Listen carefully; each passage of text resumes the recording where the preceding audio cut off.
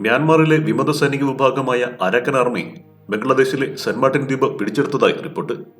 ഏറ്റുമുട്ടലിൽ ഭയന്ന് ഇവിടെ നിന്നും ബംഗ്ലാദേശ് സൈന്യം ഓടി രക്ഷപ്പെട്ടതായാണ് റിപ്പോർട്ടുകൾ. മ്യാൻമാറിലെ പടിഞ്ഞാറൻ രാഖിന സ്റ്റേറ്റിലെ ബുദ്ധമത വിഭാഗത്തിൽപ്പെട്ടവരാണ് അരാക്കൻ സൈനികർ. നിർഭയരായ പോരാളികളാണ് ഇവർ. അരാക്കൻ ആർമിയിലെ 2000 സൈനികർ സെന്റ് മാർട്ടിൻ ദ്വീപിൽ സ്വതന്ത്രരായി വിലസുകയാണ്. നേരത്തെ ബംഗ്ലാദേശ് അതിർത്തിയിലെ മ്യാൻമാറിന്റെ 271 കിലോമീറ്റർ വരുന്ന പ്രദേശം അരാക്കൻ സൈന്യം പിടിച്ചെടുത്തിരുന്നു. അതീവ തന്ത്രപ്രധാനമായ ബംഗ്ലാദേശ് അതിർത്തിയിലെ അവസാന പട്ടണമായ ബാങ്ഡോയാണ് മ്യാൻമാർ പട്ടണമായ ടാറ്റ്മോഡയിൽ നിന്നും അരാക്കൻ സൈന്യം പിടിച്ചെടുത്തത്. ഷെയ്ഖ് ഹസീന സർക്കാരിനെ അട്ടിമറിച്ച് അധികാരത്തിലെത്തിയ ഇടക്കാല സർക്കാർ ഹിന്ദുക്കളെയും ന്യൂനപക്ഷങ്ങളെയും ആക്രമിക്കുകയും ഇന്ത്യയുമായുള്ള ബംഗ്ലാദേശിന്റെ ബന്ധത്തിൽ വിള്ളലുകൾ രൂപപ്പെടുകയും ചെയ്ത സാഹചര്യത്തിൽ പുതിയ സംഭവവികാസങ്ങൾക്ക് ഏറെ പ്രാധാന്യമുണ്ട്. സമീപകാലത്തായി അയൽരാജ്യമായ ബംഗ്ലാദേശുമായുള്ള ഇന്ത്യയുടെ ബന്ധം അത്ര നല്ലതല്ല. വിദ്യാർത്ഥി പ്രക്ഷോഭത്തെ തുടർന്ന് പ്രധാനമന്ത്രി സ്ഥാനം ഒഴിഞ്ഞ് രാജ്യം വിട്ട് ഇന്ത്യയിലേക്ക് ഷെയ്ഖ് ഹസീന കുടിയേറിയതും മാസങ്ങളായി ഇന്ത്യ അവർക്ക് അഭയം നൽകുന്നതും ബംഗ്ലാദേശ് ഭരണകൂടത്തെ ചൊടിപ്പിച്ചിട്ടുണ്ട്. ഹസീനെ കൈമാറണമെന്ന് ബംഗ്ലാദേശ് ഇന്ത്യയോട് ഔദ്യോഗികമായി ആവശ്യപ്പെട്ടു കഴിഞ്ഞു. അതിനിടെ ഇന്ത്യയെ പ്രകോപിപ്പിക്കുന്ന ചില നീക്കങ്ങളും ബംഗ്ലാദേശിന്റെ ഭാഗത്തു നിന്ന് ഉണ്ടാകുന്നുണ്ട്.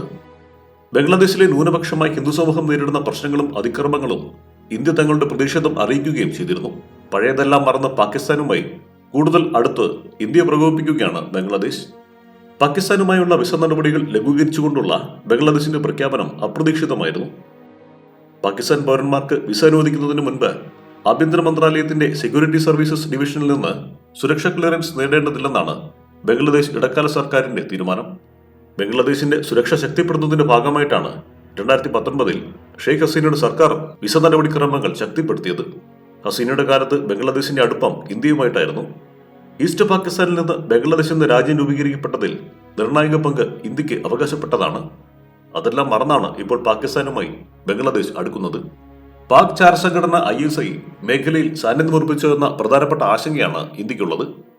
അതോടൊപ്പം തന്നെ ഇന്ത്യയിലെ വടക്ക് കിഴക്കൻ മേഖലയിൽ നിന്നുള്ള കലാപകാരികളുടെ സുരക്ഷിത താവളമായി ബംഗ്ലാദേശ് ഒരിക്കൽ കൂടി മാറുമോ എന്ന ആശങ്ക അസം മുഖ്യമന്ത്രി ഹിമന്ത ബിശ്വ ശർമ്മ പങ്കുവച്ചു കഴിഞ്ഞു. ഇതിനിടെയാണ് ബംഗ്ലാദേശിനെ ഞെട്ടിച്ചുകൊണ്ട് അരാക്കൻ സൈന്യം മ്യാൻമാർ അതിർത്തി കീഴടക്കിക്കൊണ്ടിരിക്കുന്നത്.